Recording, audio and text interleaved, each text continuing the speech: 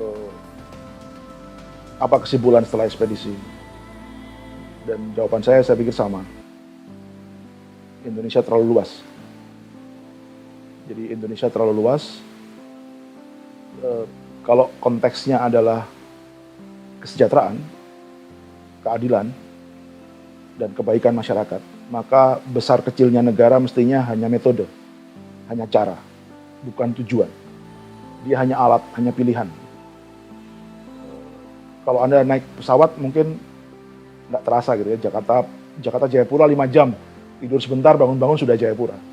Tapi kalau Anda tekuni meter demi meter lewat aspal, penyeberangan, aspal lagi, penyeberangan lagi, kerasa banget itu daerah yang luas Indonesia ini.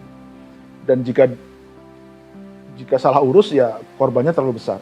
Jadi saya katakan ke Bung Andi Noya ketika itu, ini negara bisa jadi 5 atau 6 negara lagi. Kalau kita mau berpikir bahwa besar kecilnya negara atau bentuk negara hanya tujuan untuk mencapai kesejahteraan. Bukan tujuan itu sendiri. Karena bagi saya, kesatuan Indonesia itu tujuan. Penting. Tapi kesatuan metode. Jadi yang ada di Pancasila kan persatuan Indonesia, bukan kesatuan Indonesia. Persatuan itu Anda bisa berbeda-beda lembaga, tapi bersatu. Tapi kalau kesatuan Anda dijadikan satu. Jadi kalau kita melihat banyak alasan yang dikemukakan terhadap berbagai masalah, misalnya, kenapa kita tidak cepat menangani COVID? Wah, karena kita negaranya gede, penduduknya 250 juta. Jangan dibandingkan dengan Singapura yang cuma 5 juta dong. Jangan dibandingkan dengan Malaysia yang 40 juta misalnya. Kalau gitu pertanyaannya, kenapa kita nggak jadi negara kecil saja untuk bisa lebih efektif? Ini refleksi saya. Tentu ini kontroversial bagi sebagian orang yang merasa bahwa kesatuan adalah tujuan. Padahal bagi saya persatuanlah yang tujuan.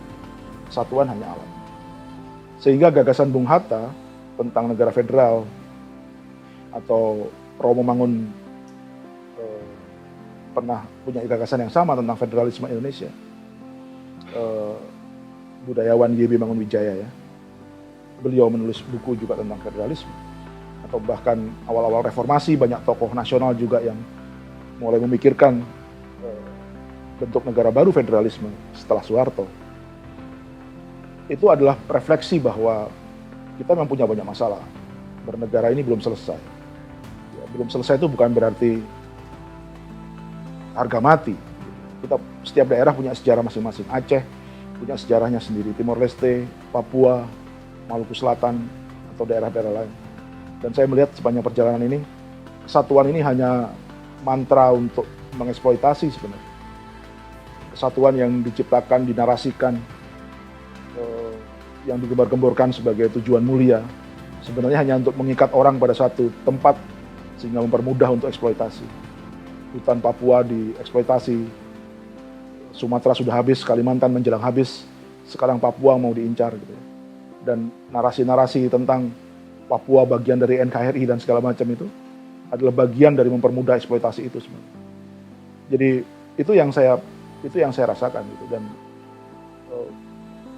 ajaibnya ini juga kesimpulan yang sama yang disampaikan oleh Mas Farid Gaban dan Ahmad Yunus dalam ekspedisi Zamrud Khatulistiwa. Semakin Anda tahu Indonesia, Anda tidak akan cinta buta pada Indonesia. Anda akan lebih rasional melihat Indonesia. Anda tidak akan menjadikan Indonesia seperti dongeng, seperti narasi kosong gitu ya. Tapi Indonesia yang hidup, Indonesia yang dinamis gitu. Jadi bagi saya adalah kesimpulan untuk ekspedisi ini adalah tadi. Ya sayangnya acara Kick Andy direkam, jadi bagian ini disunting oleh Bung Andi Noya. Jadi karena disunting, saya munculkan di bagian ini.